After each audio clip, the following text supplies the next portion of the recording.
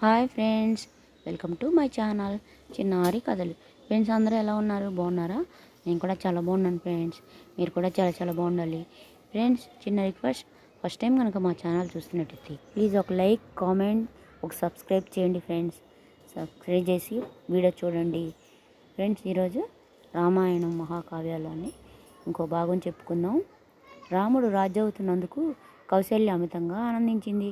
దేశ ప్రజలు కూడా తమకు సమర్థుడైన రాజు రాబోతున్నందుకు సంతోషించారు. దేశమంతా పండగ వాతావరణం నెలకొంది.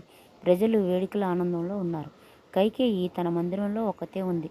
అప్పుడు ఆమె అంతరంగక చెలికత్తె మందర ఆమె దగ్గరకు హడావిడిగా వచ్చింది. మందర ఆతృతతో కైకేయితో ఏదో చెప్పాలని ఉత్కంఠతతో ఉన్నట్లు అనిపించింది.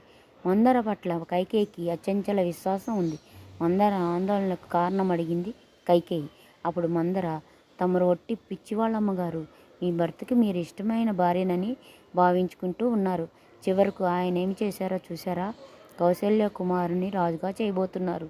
నీ కుమారుడు రాజ్యంలో లేకుండా చేసి ఆ పని చేస్తున్నారు. ఆయనకి ఏదో దుష్ట ఆలోచన ఉన్నట్టుగా ఉంది. రాముడు రాజైతే ఇక అన్ని విషయాలు కౌశల్య చేతుల్లోకి వెళ్ళిపోతాయి. మీరు, మీ మీద ఆధారపడి ఉన్న మేము అందరం బానిసల్లాగా, చెలికత్తెల్లాగా జీవించాల్సి వస్తుంది.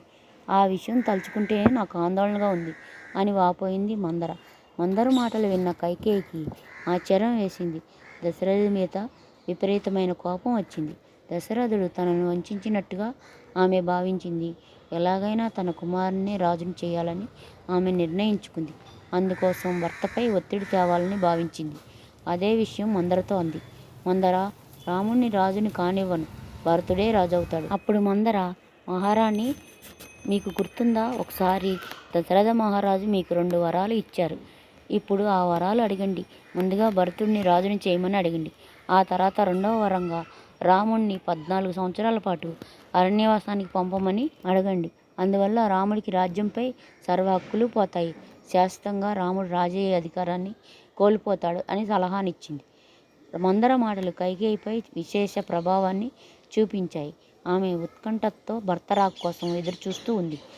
శరీరంపై ఉన్న అన్ని ఆభరణాలు తీసివేసి నల్లటి దుస్తులు ధరించింది. ఆ విధంగా ఆమె దశరథుడిపై నిరసన ప్రకటింపదలుచుకుంది. దశరథుడు కైకేయి మందిరంలోకి ప్రవేశించి రాముణ్ణి రాజుని చేయబోతున్న విషయం ప్రకటించాడు. ఆ మాటలు విన్న కైకేయి సహనం కోల్పోయి దశరథునిపై మండిపడింది. పాములాగా బొసగొట్టింది. కారణం అర్థం కాని దశరథుడు కైకేయి ప్రవర్తనకు ఆశ్చర్యపోయాడు. ఆమెని కారణం అడిగాడు. వెంటనే తను ఆమెకు వాగ్దానం చేసిన 2 వరాలు ఇమ్మని అడిగింది. ఆమె ఇలా అంది.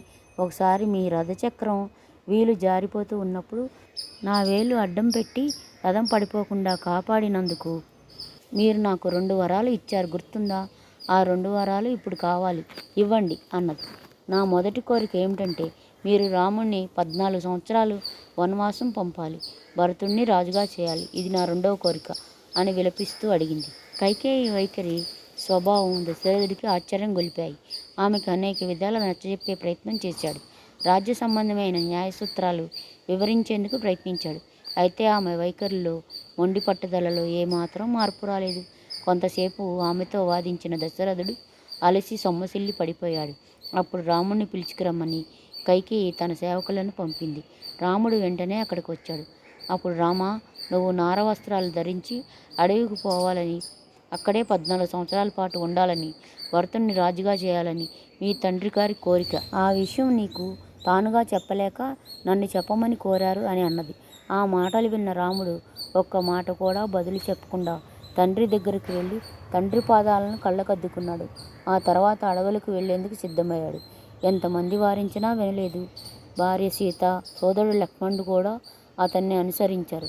అందరూ కలిసి పెద్దల దగ్గర ఆశీర్వచనాలు తీసుకొని, కైకేయిని కూడా కలిసి ఆమె ఆశీర్వాదం కూడా తీసుకొని అడవిలోకి బయలుదేరి వెళ్ళారు.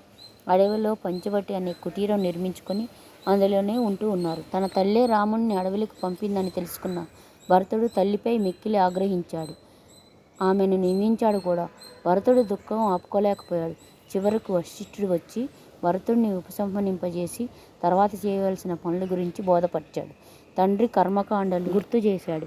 ఆయన సలహా ప్రకారం భరతుడు తండ్రి భౌతికాయానికి దహన సంస్కారాలు చేయడానికి పూనుకున్నాడు. అప్పటిదాకా నూనెలో భద్రపరచబడిన ఉన్న దశరథుడి శవానికి దహన సంస్కారాలు చేశారు. రఘువంశ సాంప్రదాయ ప్రకారం అన్ని కర్మకాండాలు నిర్వహించాడు. అయోధ్య మొత్తం విచారంలో మునిగిపోయింది. ఫ్రెండ్స్, కథ నచ్చిందా? నచ్చితే రామాయణ మహాకావ్యంలో నుంచి ఇంకో భాగం రేపు చెప్పుకుందాం ఫ్రెండ్స్ మా కథ నచ్చినట్టయితే please like, share and subscribe చేయండి ఫ్రెండ్స్. ఒక కామెంట్ కూడా చేయండి, చిన్నదో పెద్దదో ఏదో ఒక కామెంట్ చేయండి.